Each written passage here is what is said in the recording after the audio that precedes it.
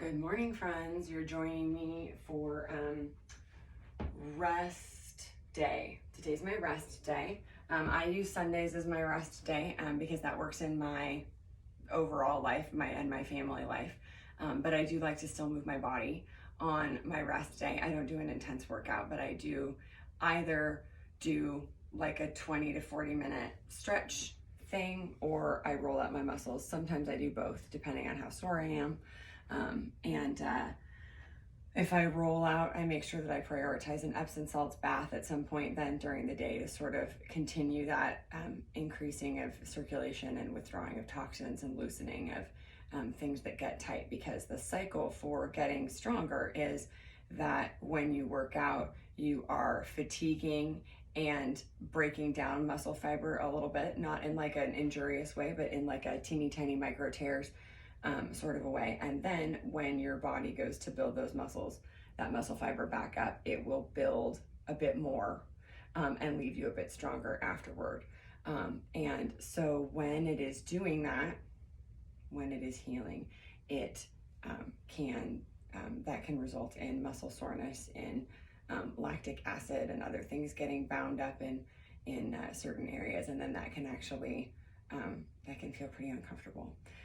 So in order to feel better on our non-workout days, and also in order to speed the growth of stronger, leaner, more coordinated muscles, we want to take a rest day and do an intentional rest day like this one. So today I am going to roll out my muscles. This is my foam roller. This is an 18-inch foam roller. They are not talking about the diameter, they're talking about the length. And I just ordered a 24-inch one that's just a little bit longer, because you're going to see today there are some things that, some places where I could do both legs at once if I just had a little bit more length to it. So I'll talk about that. But this is like a standard one. You can get a 24-inch one for, like $8 on Amazon. This is a kneading massager guy. He's got 3 little turny balls on there, and they've got little knobbly guys on them. They're not super rigid, but neither are these super flexible. I can bend them a little bit, but it does take quite a bit of force. This is really intense.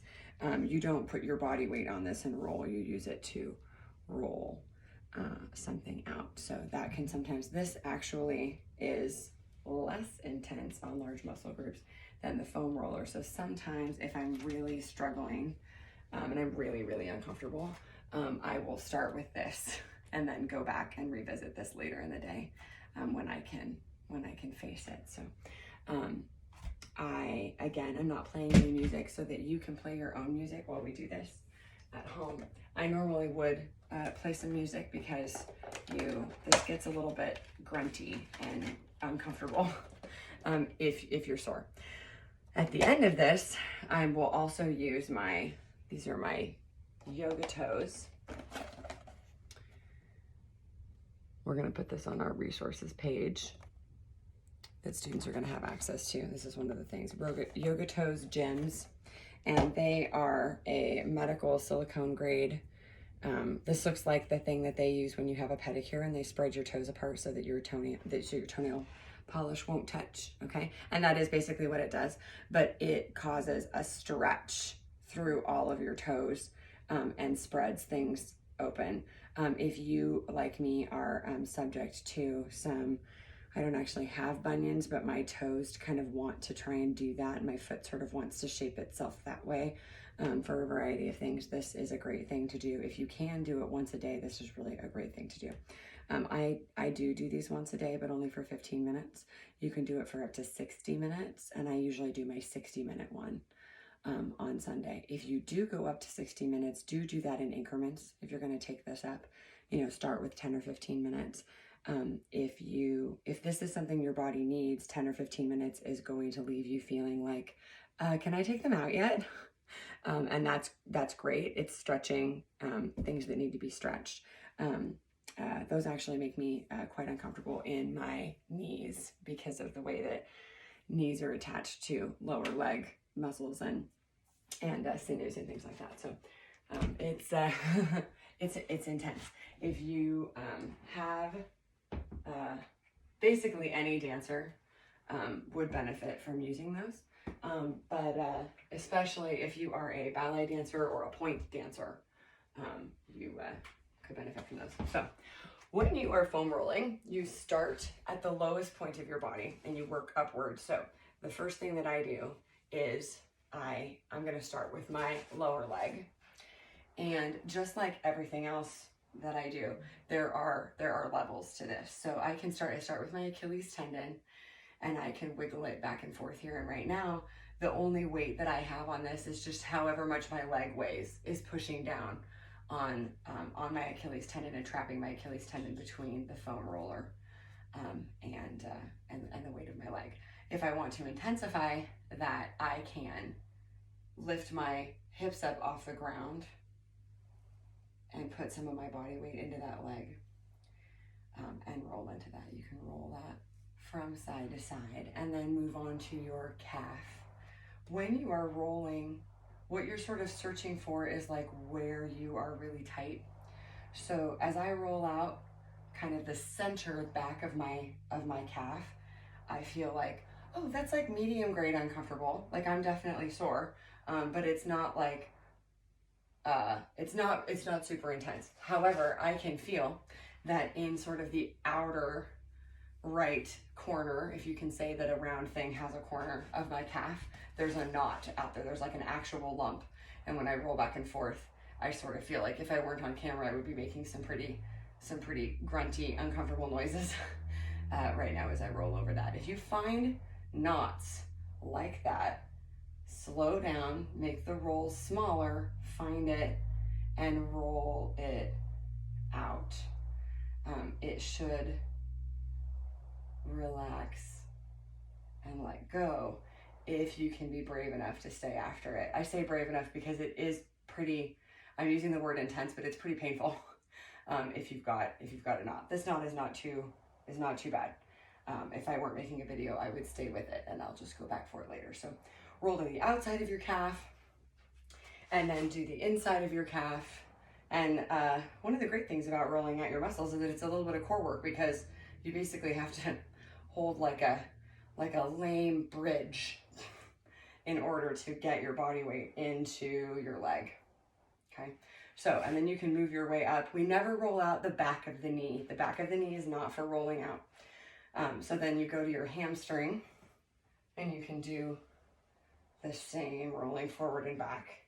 And this week for me, the top of my hamstring, where it joins my pelvis, isn't super sore, but what we call the belly of my hamstring, which is right at the base, right before it joins my knee, is super sore. So I'm going to spend a little bit more time there and kind of make that let go so that I'm not walking like a little old lady who can't stand up all the way straight next week because everything's so tight I can't bear to stand it up. Okay, I like to do the whole back of my leg at once. So then I go back to the Achilles of the other one. And for my Achilles does not bother me a lot. It doesn't get aggravated or things like that. If yours does, you might spend a little bit more time here. I kind of just do some lip service here because my Achilles just always feels great. And I spend a little bit more time on things like my calves, which are because of all that leg work that we're doing that I'm doing in my workouts and that I'm doing in my men's class videos. I'm just dying. So again, the outside of that calf too, I'm like, oh, there's a matching knot right there. And again, if this video were just for me, I would probably sit here for a minute just with the weight of my leg on it. That's how intense it is.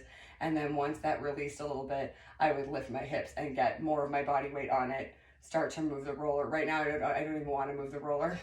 That's just quite intense enough right there.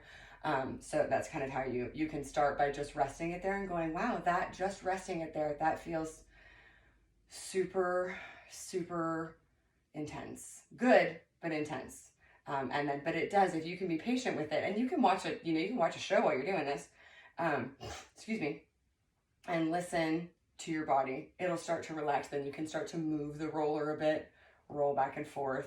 Then you can add some body weight, right, and go along like that. So that's sort of, those are kind of the steps that you do to roll out. So then I'm going to come to my hamstring and I'm going to roll back and forth. And again, the belly of my hamstring feels pretty tight. So I'm going to give that a couple of extra more concentrated rolls and then go into the longer one. Now we've done the whole back of our leg, but we want to do the front of our leg as well. And the front of your leg includes, you can roll your shin out if you like that. Again, I don't have a lot of shin issues. I don't get a lot of shin pain. I don't get a lot of pain in these lovely point muscles that come up the outside of your leg there, but people do. And if you are that, if you also run or do other things like that where you work a lot in parallel, you might want to roll out. You can roll out the inside of your shin and the front of your shin, and then you can you have to make some really strange shapes in order to roll out what you want. And then you can roll out the outside of your shin. Maybe I'm going to try that like this. I've never tried to roll out the outside of my shin before, but I actually can feel, oh yeah, there we go, that it is a little bit uncomfortable today. Mine's a little uncomfortable up where it attaches at the knee. But hear me say that even if you're not uncomfortable, or if you're not typically uncomfortable, still roll out all the body parts that we're mentioning here. If you're doing a full rollout, do all of them. Don't skip things. So I've got the front of my leg, my lower leg there. And now I'm going to go to my upper leg. Rolling out your quadricep can be extremely painful if you don't do it on a regular basis. I do it on a regular basis, so I'm not having to have sort of a religious moment here. But if you try this for the first time, and you kind of go, no, just know that you can get there with time. Again, if this were super duper intense for me, I would get my knee under my core more so that I could control my body weight, and I would just rest the weight of my leg on the roller in a spot that was painful, and then slightly to move it around a little bit, find all those places, and then start to move this. Because your quadricep is, some people call it the bully muscle. It takes over a lot of other things that it's not really supposed to be in charge of when you are dancing. It often gets really tired and really sore, and it's good to pay attention to that. Then you're going to roll out the outside of your upper leg, and this is usually very intense for dancers. And I like to do that by crossing over like this, so my leg underneath me is the one that's going to get rolled out, and I start up high at my hip. Now we're getting like your IT band. That is super intense. I'm not crying on camera. I'm not going to cry on camera, but I could probably. Oh my goodness. And then you roll it all the way down to the outside of your knee, but stop before you get to your actual knee. Woo! Up and down there. Again, because this is a video for you, I'm going to stop there, but I'll go back for it later and go after that because yikes. Okay. Then I'm going to start the front of the leg, the other leg. So I'm going to get the front of my shin a bit, and then I can turn out and get sort of the inside of my shin, which does feel good. Which does feel good. And then I can get the outside of my shin here, get all those lower muscles. And then I can move on to my quadricep on my left leg, rolling it forward and back. And then I can roll to the outside and get that IT band and those rotators and roll all over out there. If you come across a part of your body and you're like, I don't want to do that part, come to terms with it and then do it anyway. It's part of the reason that dance is so good for our characters in general, because we can't shy away from those things. We need to. If it feels intense, and your body actually sort of goes, oh no, please don't roll over that, then you need to attend to it. If it's too intense to roll over it, sometimes it is. Get yourself one of these, use your own hands, but do start to roll it out. You can also do your inner thigh here, which is another area that I tend to forget simply because it doesn't often bother me. And I do that in like a, see how my leg's in like, it's like in parallel attitude side, right? And then you can roll in and out here with that. So you always want to remember to do the inner thigh. And then you've done all of the leg. Now, before I do my leg, if I'm gonna do my feet, I do my feet. But I think I must have all of my balls that I use for my feet at the studio because I can't find a single one at home. But they sell balls that are about the size, bigger than this ball, about the size of like a tennis ball with all these knobbly guys on it. And you can sit in a chair, or like I like to sit, I sit right here on my bench in my room and I put my foot on it and you roll your foot back and forth, massaging the plantar, the sole of your foot. And you can roll it around. If you find some little knotty, sensitive spots, you can stop for a moment and roll gently. But be really careful rolling out your feet, okay? I may make a whole video about rolling out your feet because you can get, the foot is delicate and it's made of many, many small parts, so you can get in there deeper than you really should. And so some of you who are just like really driven individuals who love to get the most you can out of your body, I could see that going a little too far. I will get some foot ones for home and then do a video about that. So now you've done your lower legs. We're going to go to the upper body. There are parts of the upper body that you don't roll out for a variety of reasons. Some of them are safety reasons. You don't roll out your abdominal muscles, and you don't roll out your chest. You don't roll out your face. We don't roll out our neck, okay? There are parts of our back that we roll out and parts that we do not. So I like to start when we're going to roll out our upper body. I like to start on the back. You can put your foam roller. You can put your foam roller. See how now I have my head on it. You can use that for other things. This is sometimes more comfortable, just like for support, than having your head all the way flat on the ground. Also, if you have vertigo or other issues, this is sometimes helpful. And this may have nothing to do with your doing. You know, you might be doing, you know, like a yoga stretch, and it feels better to have a little support there. You can use that there. You can put it behind yourself, right at about the level of whether you do or do not wear a bra. We all know kind of where that goes, right? And that's where you start. From there up to your shoulders, you may, yes, roll out, okay? And that feels great to me. I have a lot of, my ribs go out a lot. My most common thing that I have to go to the chiropractor for are ribs being out of place. So this feels great to me. I can roll out my trapezius muscles and I can just get in there and it feels really great. I never really find any knots back here per se, but it feels good to increase the circulation. Don't ever roll out your back from bra height down into your lumbar. Okay, we do not do that. It is bad for your body. Don't do it. We do, however, roll out the bunzini. And this for dancers is extremely useful. I like to tip here and I make sure that I've got the back of my sacrum on my roller. So see, you can see my lumbar spine here. I'm not in my lumbar. I know it would fit there perfectly. And if you just wanted to rest there,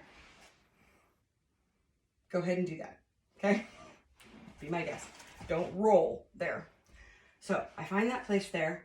And then this is great because now you're getting a little bit of rest from all that core work of trying to kind of Spider Woman around the floor, trying to get your body weight into whatever you're rolling out.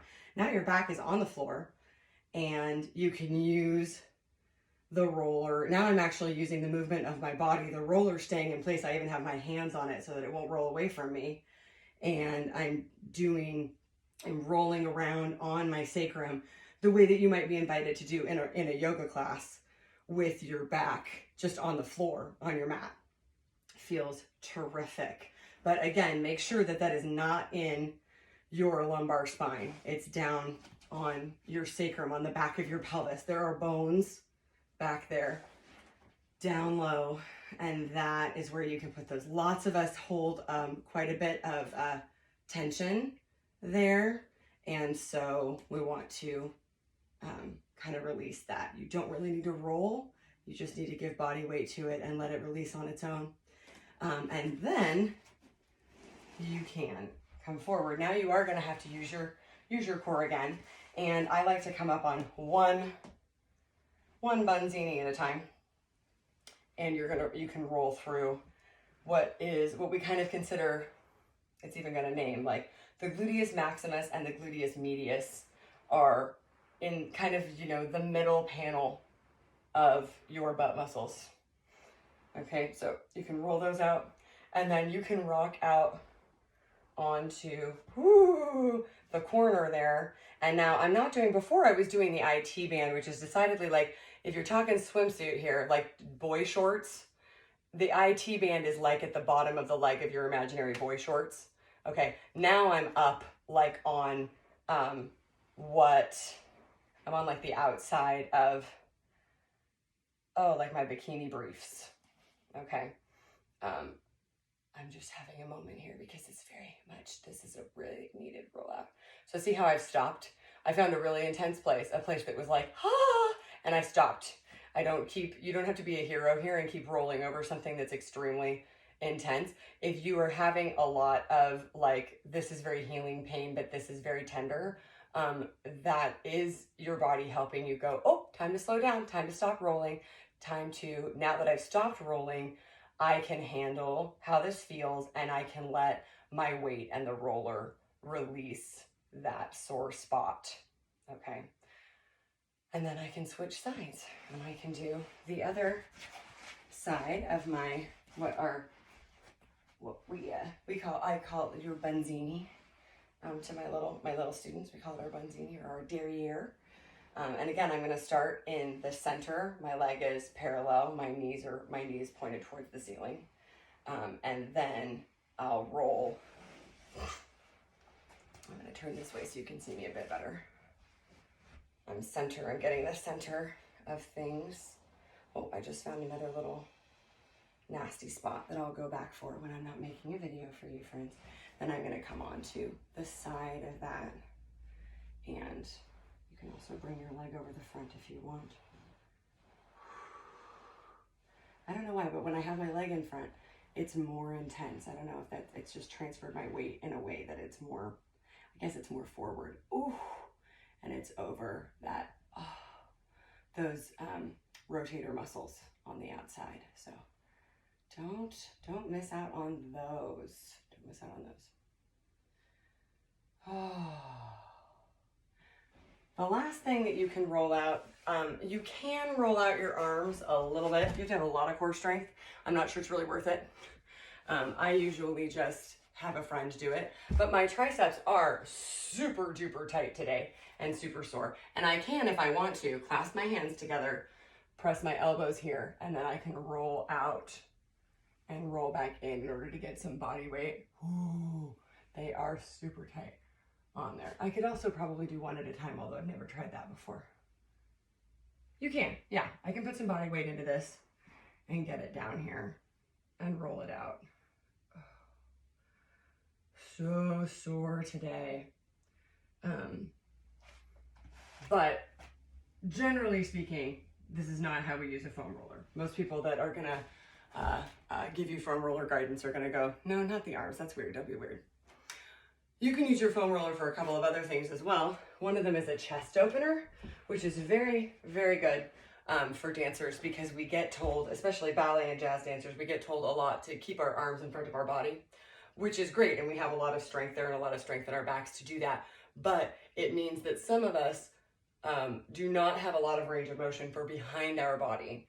And although you don't necessarily need that for, say, a classical ballet pursuit, your body is designed to put its arms back there like that. And if you never do it, you lose the range of motion. And you know what dancers are not in favor of is losing range of motion anywhere. We want everything to be flexible and strong. So in the interest of making everything flexible and strong, you can put your foam roller along your spine and lay back on it. When you lay back on this, you can see me kind of scooting down a bit. I'm finding the edge of my foam roller and I'm making sure that my neck is supported and that it is, you know, you've got like this bump in the back of your head, right? Your head goes around and then there's a bump and then it goes in toward your neck. I want that bump to be on the foam roller as well, so that my neck is completely relaxed and my head is supported, but I still have my foam roller behind me. So this is one of the places where if I had 6 more inches of foam roller here, I would be really happy because I could have it underneath the rest of my spine, but it's not dangerous to do it with a shorter one. Also, if you have a shorter torso than me, you might not need that one. And just this for me, again, because I don't work in this position very often, this is a stretch for me. I'm already feeling stretched through my chest here. But I can also, if you need more of a stretch than that, you can bring your arms up into goalposts and let them rest behind you. If that, like me, if that's too intense, that gives me a stretch across my shoulders and across my chest and into my shoulders and my deltoids. That is a little bit too intense for me this morning. Again, if I was working by myself, I would not do it like this. I would get my 2 yoga blocks and I would put them under each of my elbows and I would start there. And I might start with them stacked on their end so they were really high. And then I might put them down on their sides so that they were still there, but it was lower. And then I might get rid of them completely so that my body could release and I could get my hands on the floor comfortably. You can stretch that direction. You can also lengthen out one leg and come cross over in this position. This helps you keep shoulders down because you've got the roller behind you. You're like, oh, that's right, that's where my spine goes. And then we're supposed to be twisting in the waist. So you should be able to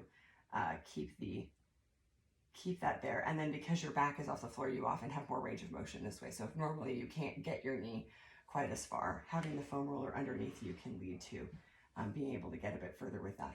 And again, if I were doing that stretch here, I would I'm gonna come back over here so you can see me. I would put my yoga block probably under my knee here, because these are stretches that use gravity, so that in those types of stretches are like this stretch that we teach students to do with their legs against the wall, where you get some support and then you're supposed to be able to relax and let gravity do its work. So you don't want to be in a position that you're having to hold. You want to get yoga blocks or the wall or your foam roller dialed in such a way that you're supported so that you can relax your muscles. It's still going to be a little uncomfortable because gravity is dragging you open into a more open space. And you can cooperate with that over time if you are supported and you can relax your muscles so that they can let go with that. So you can also do that with your foam roller. This guy is good for the part of the back that I told you not to foam roll on, and it feels glorious. It feels glorious here. You can get a friend to do this for you, but also, look, you see, because I've been working on my range of motion behind me, I can massage myself. And this is great. I especially like at least 2 of these because there are long lines of muscle, like the long lines of muscle down your back here, that you can, this sounds bad, but you can trap it. Sort of like, these are the 2 bumpy taco shells, and then you trap your muscle between them. And then I can roll it down the whole thing, and I can kind of trap some of those knots that might try and get away otherwise, and they can't. But this one is really intense with all the knobbly knobs on it. So again, be careful. And we do not roll out your neck. There is no tool where we want you to roll out your neck. We don't want you to put this up here or back here and try and roll that out. Your neck is, really important to continuing to be alive. And so we want to, you may massage that with your fingers. And that is really all. When quarantine is over, if you're somebody that struggles with knots in your neck, you need to see a medical provider. That's not like a physical fitness, oh man, I did so many lunges and now my neck is in knots. Those two things don't go together. Generally speaking, if you've got things going like that, things like that going on in your neck, you have some sort of a, it might be an old injury or a new injury or a way of holding your body that's not ergonomic or something like that that needs to be addressed. So always, when it is not in quarantine, see your medical professional for stuff like that. But that is a way to roll and release your muscles. And then at this point, right, for my own practice, I'm going to turn off the camera. I'm going to go back and hit those spots that I mentioned that I was like, ooh, I need to hit those spots. And then I'm going to put on my yoga toes and sit and let that happen. And then the last thing that I'm going to do is do like an Epsom salts bath. And then I'll go about my day and just make sure that I drink plenty of water. And then sometimes at the end of the day, I have a little corner in my room where I can lay on my back with my feet in the air. I can scoot my pelvis up to kind of the corner and then put my feet on the wall together in the corner. And that's like a really basic yoga inversion. And that also stimulates circulation, which is all that we've done here is stimulate circulation and bring sort of all of that down so that you can work the things out of your body that were raised up in your workout, and then you can feel, cleansed and renewed and fresh and ready for a new week instead of feeling like I'm so sore, I'm so depleted, I'm so, you don't want to do that. So make sure that you're doing some self-care on your rest day.